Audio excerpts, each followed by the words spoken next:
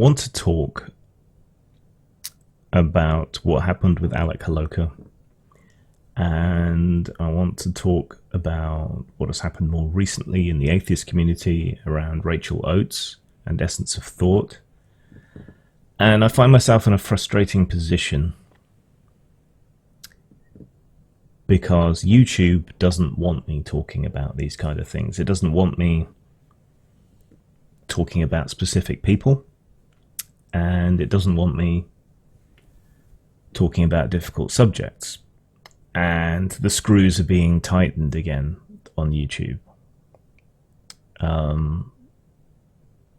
So when I make videos on suicide or self-harm or depression or whatever else, they get delisted and demonetized, and it does harm to my channel overall because I'm seen as a risky prospect, basically. And this happens to anyone else who tackles these subjects. So if I want to talk about suicide or self-harm or depression, even though I'm doing it responsibly and sincerely and from a position of authenticity and openness and education, I still get punished for it, as if I was someone saying the most horrible things or trying to sell snake oil to cure you of whatever one of those problems you happen to suffer from. It's a not good position to be in. It's similar to the one the LGBT community finds itself in, except they asked for censorship, but then they found that LGBT material was not considered family friendly and is impolitic in many areas in which YouTube wants to grow, in which Google wants to grow. It's a problem. So I have decided just the fuck it, I'll do it anyway. Because I guess that's who I am. I did already discuss Holowka's suicide on the morning after the night before, my Monday morning news show, which is now on my second channel, which is linked below. I didn't really want to cover it in depth before because I felt that there were too many vultures circling. There's a lot of drama type people who have been profiting off it, which is incredibly distasteful. People prosecuting one side or the other of the culture war off the back of a man's death, which I find distasteful. On the one hand, you've got people going, aha, I was right, and all the rest of it. And look, this horrible woman murdered someone, which isn't what happened at all. And then on the other hand, you've got people who are completely willing to excuse whatever happened to him. Oh, he had it coming. Yeah, people who claim to be for social justice, you would think justice would be a part of that, but it isn't. And he was killed by, in essence, being driven to it by an online lynch mob. And I can't think of a better way to put that. It's just, that's how it is. Now, anyone who tells you that they can predict things is trying to sell you something. That said, even so, here is something that I said back in the beginning of June about why I stick up for bad people and for due process and all that kind of thing. So, throw at me. I really believe these things. I hate censorship and I hate online mobbing. I hate people being cancelled. Loathe it. Can't understand it. And sooner or later, you are going to kill someone. If you're a channel regular, you know how this works. I take specific events and then I talk about the generalities and the principles and so on that lie behind them, right? So looking at the Holowka situation, what we have is someone who was accused of something that they may or may not have actually done. We don't know.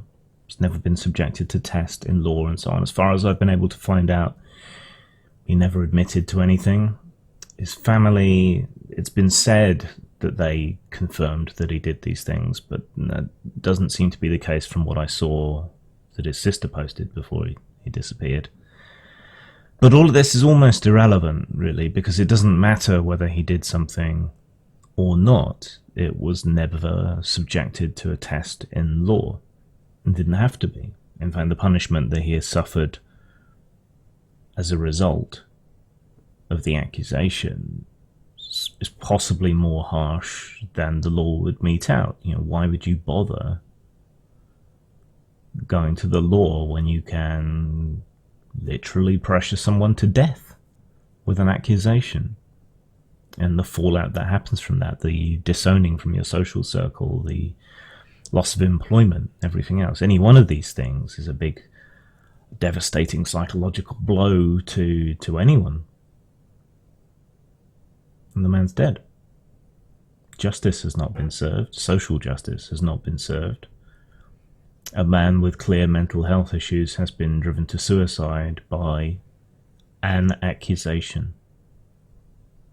That's it. All right? And this is obviously dangerous. This is obviously a problem. And there are plenty of people who haven't done anything, over whom there is little or no question, who get the same treatment. And it is psychologically devastating to be shunned and excised from people's lives, to have no chance, no opportunity to defend yourself. And the atmosphere that drove him to suicide is the one that also causes that shunning to be so effective. You cannot afford to be linked in any way to anyone that is even perceived as problematic, whether they are or not. Right? You look at the way the friends of mine have been pressured because some crazed bigots have decided that I am racist or whatever. And whether people believe it or not, they can't afford to be associated with me. Yeah, none of it's true, but that doesn't matter. So what I'm saying is, I'm not trying to elicit sympathy. I'm just saying that, look, I have empathy and understanding for the position that this person was in, whether they did anything or not. Right? It's equally devastating, and that's why cults employ shunning, because it is something that people are genuinely massively fearful of, because the vast majority of us are social creatures. You know, we're not sociopaths. We rely on our connections with other people, and the psychological effects of shunning are devastating. I wanted to make sure I got this bit right, so I just took a break there to find an article I was reading recently, which talks about studies by Purdue psychologist Kipling Williams, who wrote a book on shunning called Ostracism, The Power of Silence, published back in 2001, but still pretty relevant, I think. And in an interview for Psychology Today, pertinent questions were asked. So just how bad is shunning and ostracism? Williams has found that people who are ostracized suffer deeply, including the obvious loss of self-esteem and depression, but also including physiological symptoms such as ulcers, suppression of the immune system, anxiety, psychosis in prolonged isolation, such as prisoners kept in solitary confinement, and a loss of feeling valued or having any meaningful existence. But perhaps more troubling is the rage that is associated with being ostracized. People who are ostracized may not initially realize what is happening, only having a vague sense that something is wrong, that people are mad at them, and they're often unsure of their perceptions and wonder if they are imagining it. But once it's undeniable that they are being shunned, their pain first intensifies, then turns to anger and rage. People feel rage when they've lost all sense of control and no one will intervene to help them, while going to great lengths to keep the person excluded and deprived of control. Moreover, the human need for inclusion and recognition is so great that when a person has lost all sense of control over their social environment through shunning, they may resort to antisocial acts of aggression just to regain it. So not only is shunning devastating to the person, but it can lead people to lash out. In this case, I think because there was pre-existing personality problems, mental health problems around depression and so on, that rage was internalized, as it often is with people with depression, and I'd know.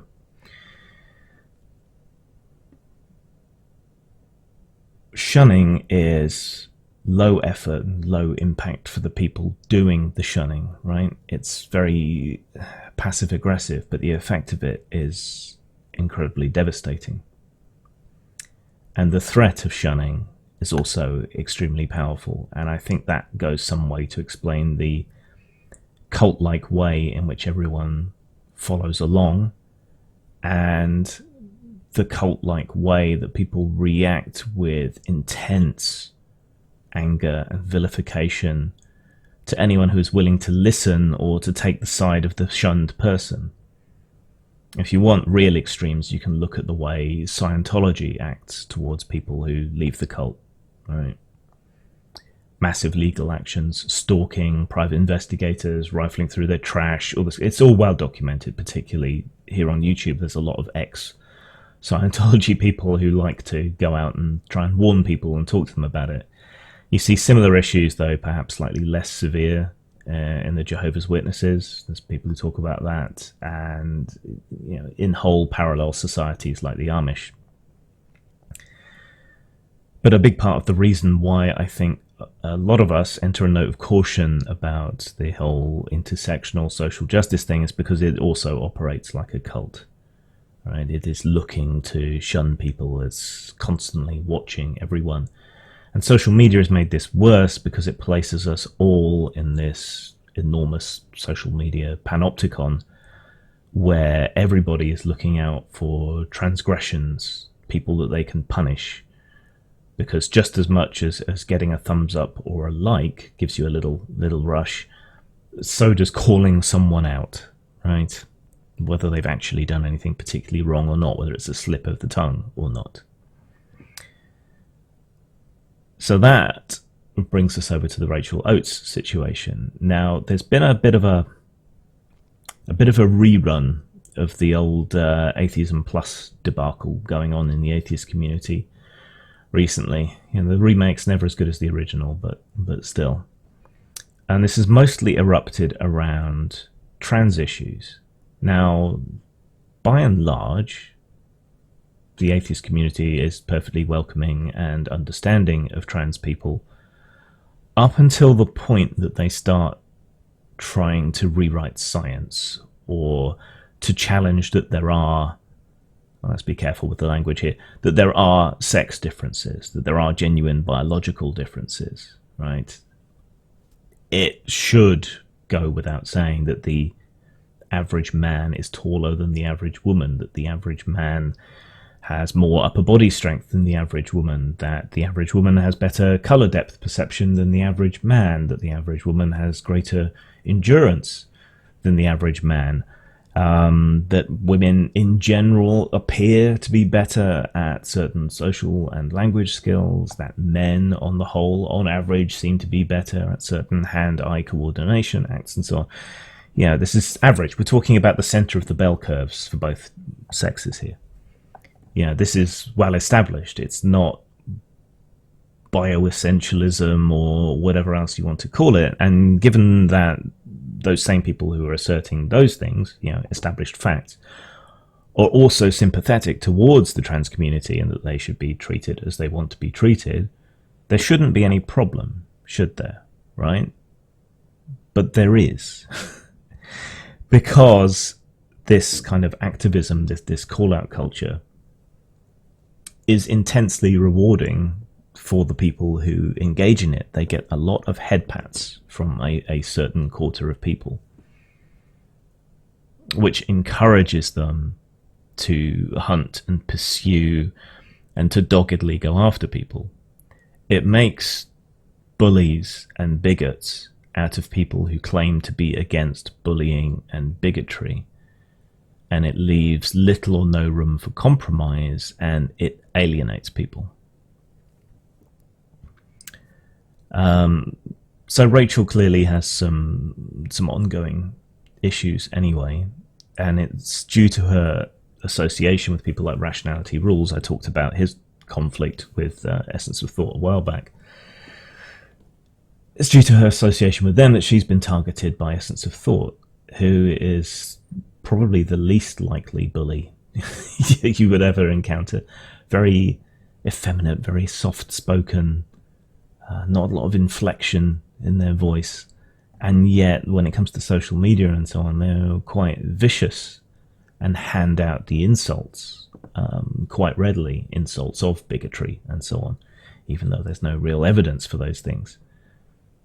You should be able to have the discussion, but you're not able to have the discussion because it's not about the discussion. It's about the payoff and the social standing that comes from calling out bigotry, even where it doesn't exist.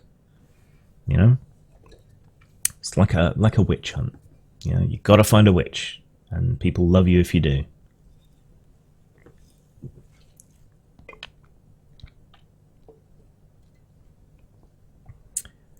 And Rachel has, as a result of this harassment, bullying, no other way to put it really, has engaged in self-harm. Now, it occurs to me that people out there may not understand self-harm. I've self-harmed. I think I have some insight into it. It's different, though, for different people, so I can only give my version of why I did it. Emotional pain is very difficult to process for some people, especially when it's something that you don't understand or you don't have any control over. Like my depression, sometimes there is a trigger cause, sometimes there isn't. Sometimes it just happens. And as someone who tends to be quite rationality focused, I find that very difficult to deal with. I want there to be a reason, and the fact that my brain is sprained, yeah, that's not enough of a reason for me, for my active rational brain. I think sadness, grief, which is the closest normal feeling that I think depression relates to, there should be a reason, right? Because there isn't a reason, I sometimes look to turn that pain into something tangible. So that was why I would self-harm, why I would cut. I would want to turn that abstract pain into something physical that I could see, that I could understand, and that I could see healing over time.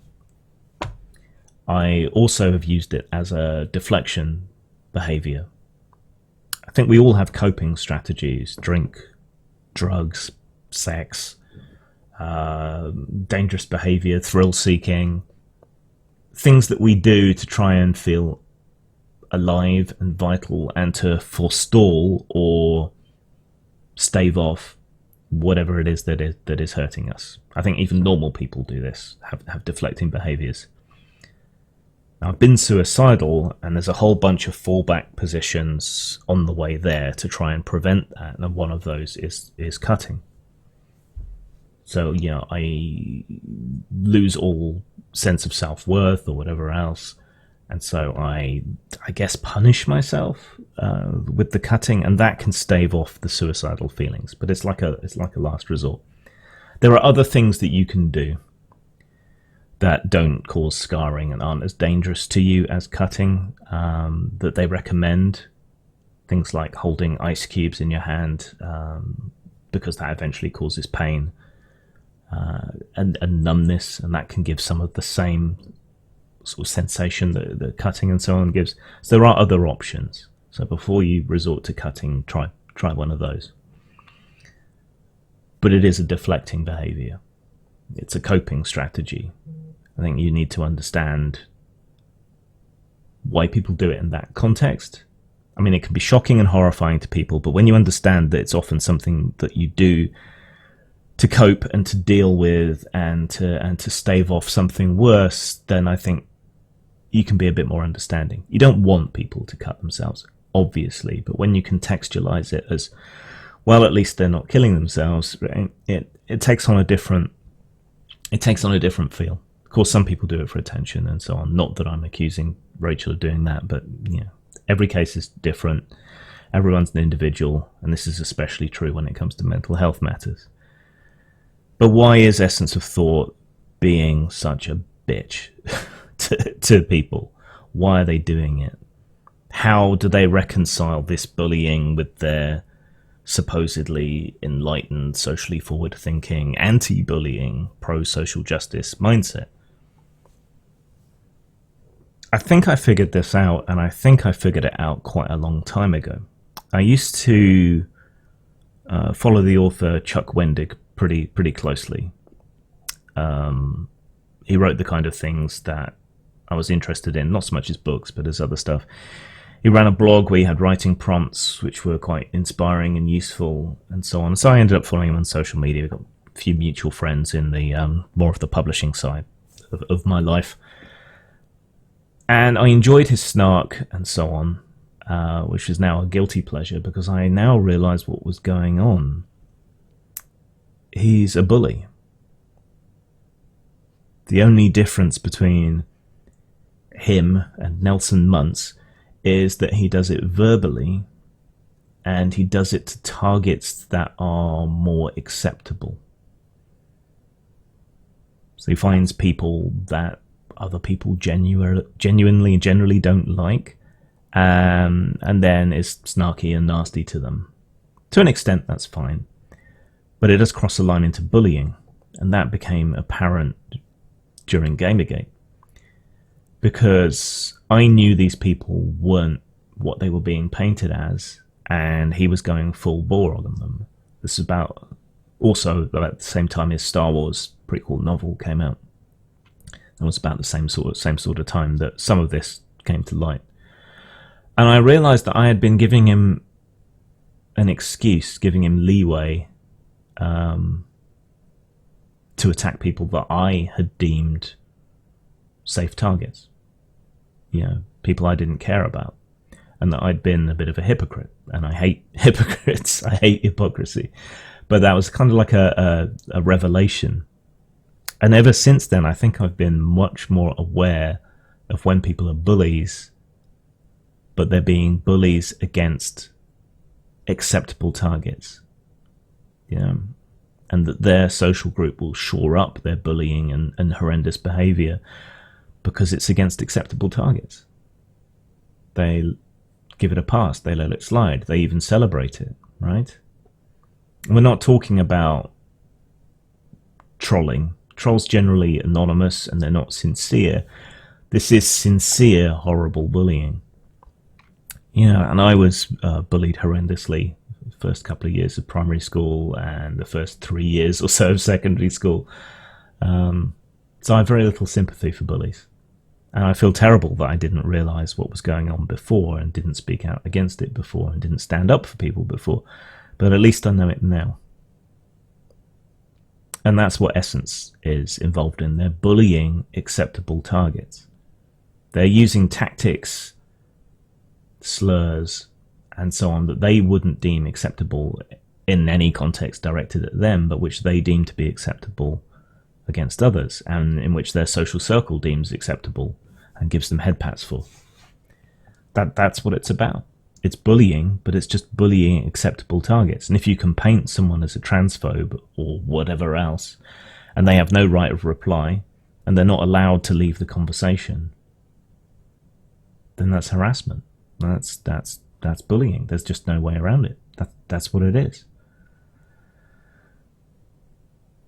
Nobody's perfect.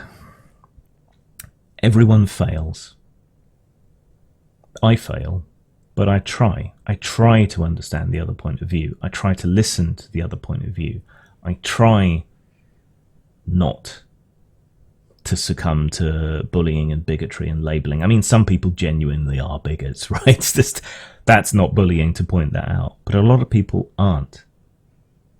And a lot of people in the atheist community are perfectly willing and perfectly open to be accepting and loving of trans people, but they draw the line at science, and that's not an act of bigotry. You might disagree with it, but then have the argument, have the discussion, right? And then looking at someone like Alec Holowka, yeah, he clearly had problems, but he'd spent time in recent years trying to sort them out. None of that mattered. A 10-year-old accusation to a man he probably wasn't much like anymore, that was enough to completely destroy his life in the abstract. And so he removed his life in the particular. We have to do better. And that if you want to persuade people, these aren't the tactics to use, right? It's proven time and time again that the way to persuade people is to expose them to your point of view, to show them your humanity, to show them that you see their humanity, and to have a calm, reasonable discussion. You might not persuade them right away, you might never persuade them, but you do foster a sense of understanding and a sense of compromise. And you humanize yourself to them, and you humanize them to you. And you look at racism, right? I'm going to do a video on this soon, but where people encounter people of other races, racism tends to drop, apart from within a hardcore, right? So if you live in a metropolitan area, you're less likely to be racist, because you meet and you mingle with and you come to an understanding with people of other races. If you live in a rural area or an area that's racially homogenous, you don't encounter people of other races and other cultures and so on. And that tends to be where the racism expresses itself. So the best way to tackle it is to give people positive and neutral experiences with people of other races. And the same goes for just about anything else. We have to do better, but I don't think anyone is. And I know a video on difficult topics and presented in a calm, reasonable, intimate manner isn't going to, spread virally or light up the views, right? But at least I've said my piece, and I've done it in a way that conforms to what I'm trying to do. I'm going to fail. We all fail. But I think it's all about picking yourself up, trying, being aware of what you're trying to do. And I want reasonable discussions. The problem I'm having is that the other side doesn't. They want the head pats. They want to bully. And that's hypocrisy. And that really winds me up.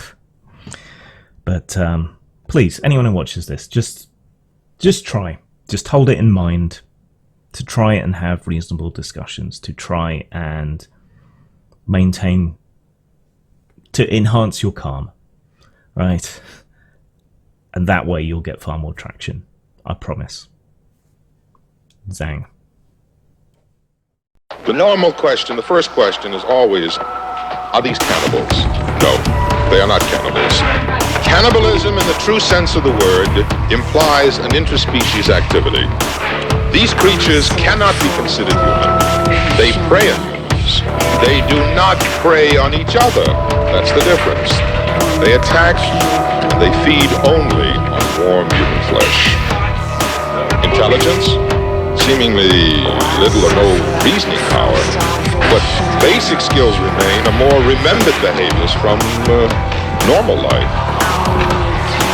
There are reports of these creatures using tools, but even these actions are the most primitive. The use of external articles as bludgeons and so forth.